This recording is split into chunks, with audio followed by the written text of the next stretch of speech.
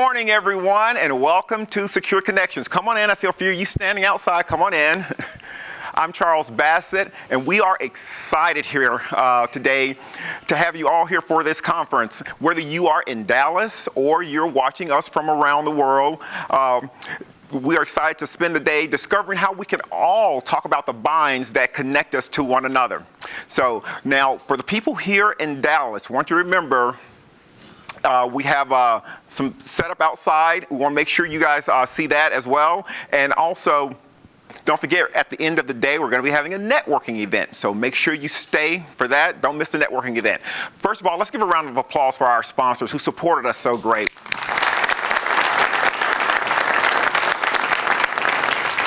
And also, we want you to share your experience today on social media. So we want you to use hashtag ATTSecCon.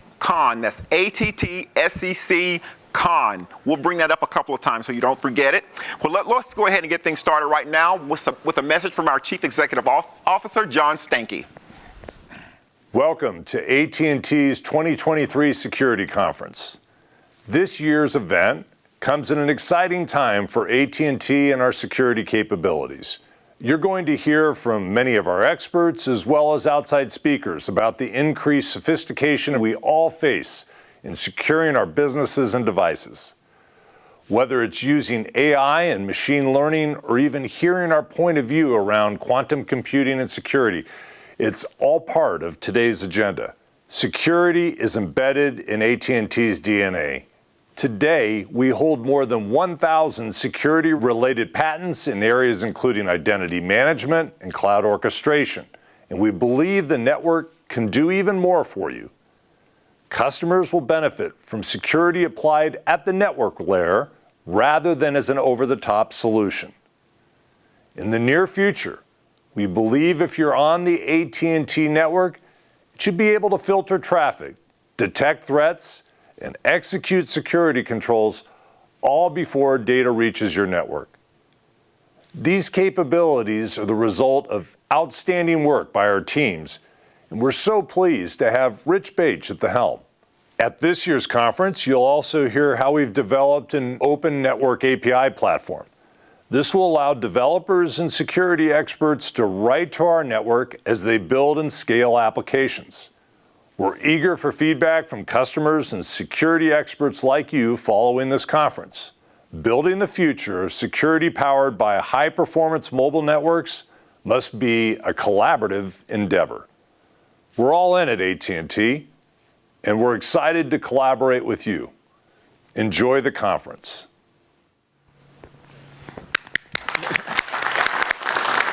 All right, you ready to get things started? Let's get started with, to kick things off, our AT&T Information Security Officer, Rich Baich.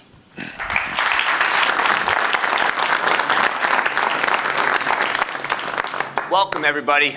First off, thank you for taking the time today, whether you're here or virtually, to spend time with us as we talk about these different topics. What a great opportunity to really showcase the AT&T cybersecurity team as we get an inside look on how AT&T secures our critical infrastructure in some of the world's largest and most complex networks. Today we're going to talk about AI, quantum, deepfakes, public-private partnerships, zero trust, and much more. We have something to offer when it comes to security, and we want you all to be part of that. So let's keep sharing our ideas. Let's keep working together. This is a profession that not many choose to take, so I applaud you for choosing to take this leap and do what we do every day, which is help defend our infrastructures and our companies and even our homes. I look forward to working with all of you today and look forward to what we're going to accomplish together.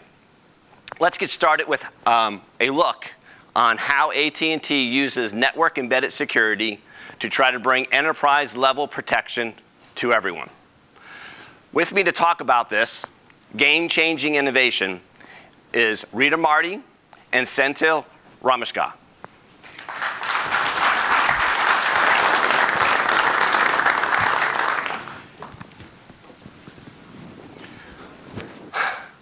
Welcome, Rita. Good morning. Good morning. Why don't you tell us a little bit about your role? Okay, good morning, everybody. Glad to be here today. My team has a responsibility for network security that includes our wireline side of the business and as well as mobility. We cover everything from consumer to enterprise to federal customers. How we do that? By really embedding cyber in the network and cultivating a cyber-aware culture within AT&T. We partner with many business units, including the product team where Senthil is. One thing that I'm most excited about today is to tell you more about what we're doing to embed cyber in the network, offer enterprise-level protection to our customers, and deliver clean pipes. That's kind of our emerging topic for us, and looking forward to working with Senthil and his team on that. And Senthil, can you explain to us how you fit into this equation? Sure, sir. Thank you. Good morning, everyone. I'm Senthil Ramakrishnan, and I'm part of AT&T Business's product organization. And my team and I, we have responsibility to drive AT&T's cybersecurity product strategy, right? And as Rita and Rich both said, network embedded security is where we're going to focus on for the next few years. And my team has the distinct pleasure of working with Rich and Rita's team very closely, so we're excited about that. So Rich, as our new CISO, I'd love to get your take on the cybersecurity landscape today. Well, Senthil, I think it remains the same, but it's changing. When I think about the landscape, we always will have just basic individuals that want to I'll call it disruptive techniques. And then as you move up that food chain, you then have to deal with cyber criminals. Then you have cyber espionage. And then obviously at the top of the pyramid, you have nation state issues. What we're seeing it emerge is these cyber issues are now becoming part of kind of cyber diplomacy at a much higher level and the influence that's associated with it. With all that, we have all this emerging technology we hear about. We hear about quantum, we hear about artificial intelligence. It's not so much the science, it's the application of the science that creates the risk.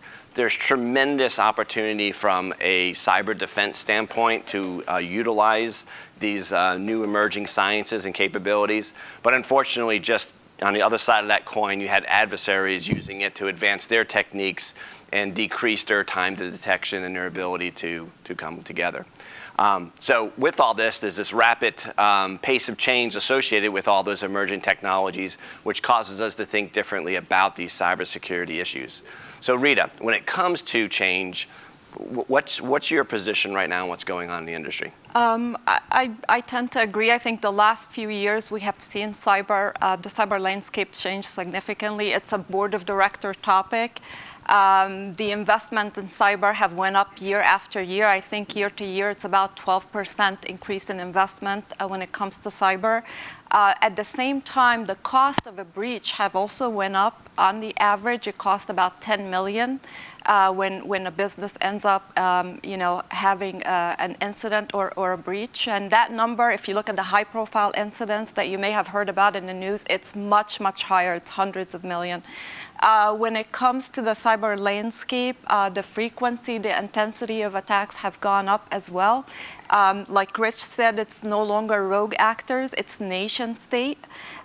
It's cyber criminals, it's ransomware, cybercrime as a service, also lowering the barrier to entry for cyber criminals. The other thing I want to mention is the White House recently have issued the National Cybersecurity Strategy. It's a call to action, especially for the private sector to work together with the public sector and address cyber. So a lot is happening in the cyber landscape. With that, Senthil, given your job, how often do you talk about cyber when you meet with customers? Oh, security is the #1 concern for all our customers, right? It comes up in every conversation we have with customers, whether it's a pizza shop in the SMB markets, small business market, or a retail customer in the mid-market, or a global manufacturing customer. Security is always #1, right? That's what they're trying to solve for. But the problem is, as these customers are trying to solve for these security challenges, they're coming up against this very complex cybersecurity ecosystem, right? There's over 2,000 vendors today selling thousands of products, and most, if not all of these customers are not equipped really, Rita, to to evaluate these products, select the right one, and then go deploy them as well. So it's a big challenge, but customers aren't ready to solve it, right? And that's why they're looking at providers like AT&T to support it. And the problem is even more compounded because the way they connect their users and their applications and services is changing as well. Right? Earlier, it used to be very point-to-point private type networks, so they could do a lot of network segmentation and isolation.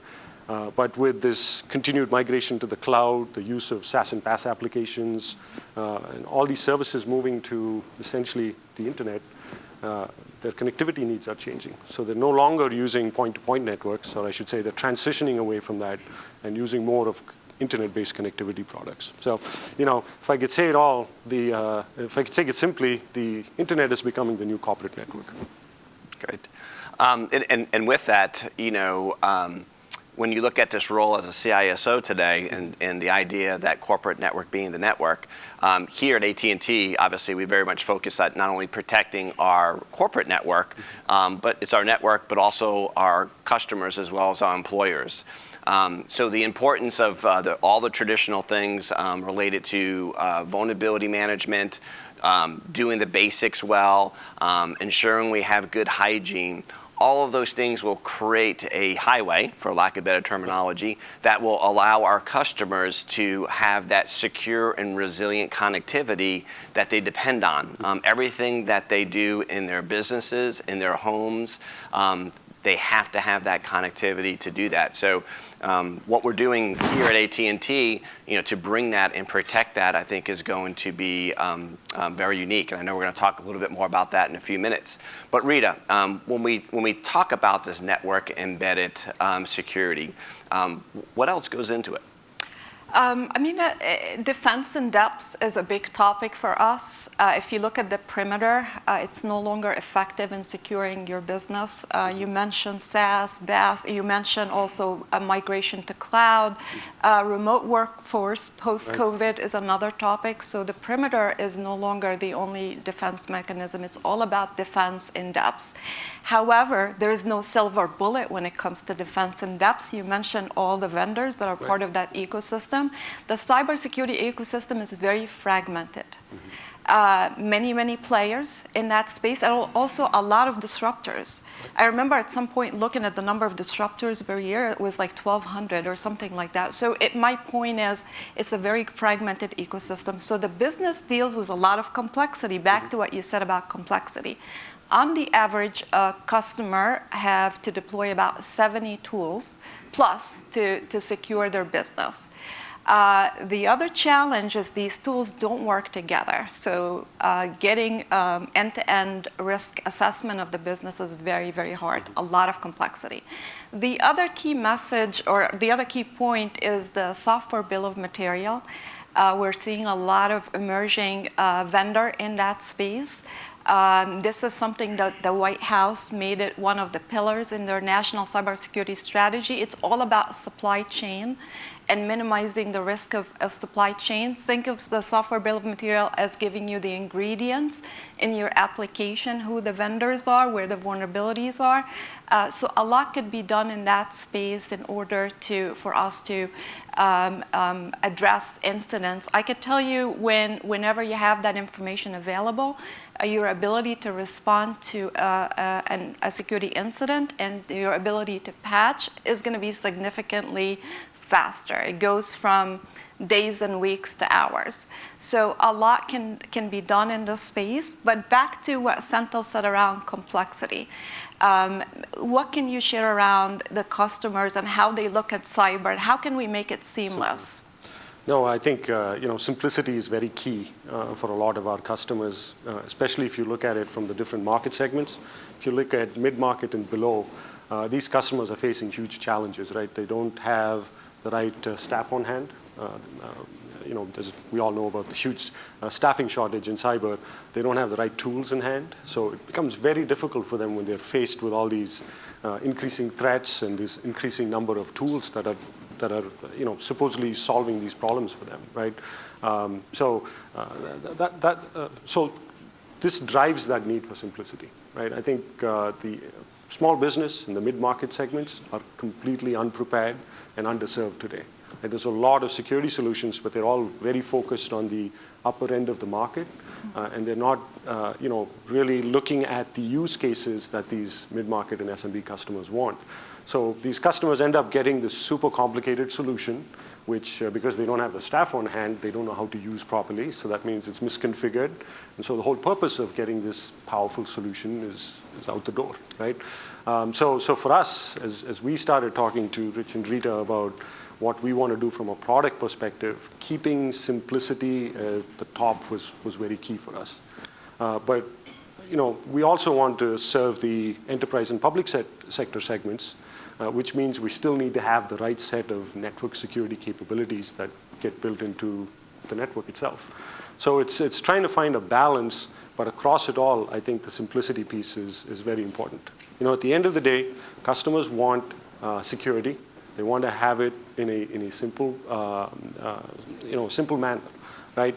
We did this huge market research with our brand and marketing team a little while ago, and the three main pain points across the segments that customers came and told us about was, first one was the time to deploy. They said it's taking days, weeks, months for us to get our security services up and running once we purchase them, right? Which means that extends how long they can be insecure. Second one was the ease of use. Because of all the staffing shortages and things like that, it's hard for the staff they have to go and use these tools. The last one was total cost of ownership. Right? It's alphabet soup out there, right? There's so many different solutions out there. Customers are buying 70 plus tools, and the cost for that just skyrockets. And especially for the mid-market and below, these customers don't have massive budgets that they can throw money around to solve this challenge. So it kind of came back to us. We said, let's make these three things, the simplicity, how fast we can deploy the solution, and the lower cost of, the total cost of ownership. That sort of became our primary goal there. And that's what really excites me about the work we're all doing, because the outcome for the customer is such a positive. Well, I think, when we think about the value add that this has, right, the idea of having network embedded security has just tremendous value as a cyber defender. So imagine dropping traffic, reducing the volumes of information that's hitting your perimeter, and ultimately going into your environment where your tools have to look through, instead of terabytes of data, just hundreds of lines of data, because it's all been filtered out. The garbage has been taken out. AT&T uniquely has first contact with that information and that malicious traffic. So when you pull that thread as a cyber defender, ultimately, as we all know, we're always looking for the needle in a haystack. Well, what we're hoping to do is take that haystack and just turn it into a small little pile. So you have the opportunity to use your tools, use your techniques, maybe not even require as much talent, because you can use and embrace things like AI and the power of quantum to rapidly look through these things in a much more real-time environment. The mitigation that can occur at that wire before it ever reaches any customer's environment, whether that be small, medium business, whether that be enterprise customers, there's huge residual value down the line. You don't have as much data you have to store, right? So you lessen your costs. So when Senthil talks about total cost of ownership for a customer, they potentially could reduce their costs substantially, but also in this war for talent where we just don't have enough individuals, getting the network to take care of as much action as possible is tremendously valuable.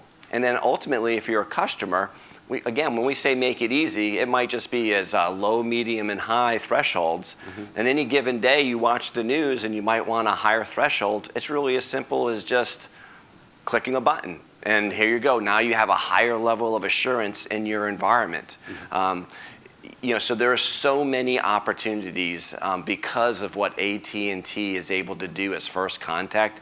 So we're able to use all those innovations. You heard our CEO talk about over 1,000 different patents that AT&T has. AT&T was one of the first companies to develop a firewall.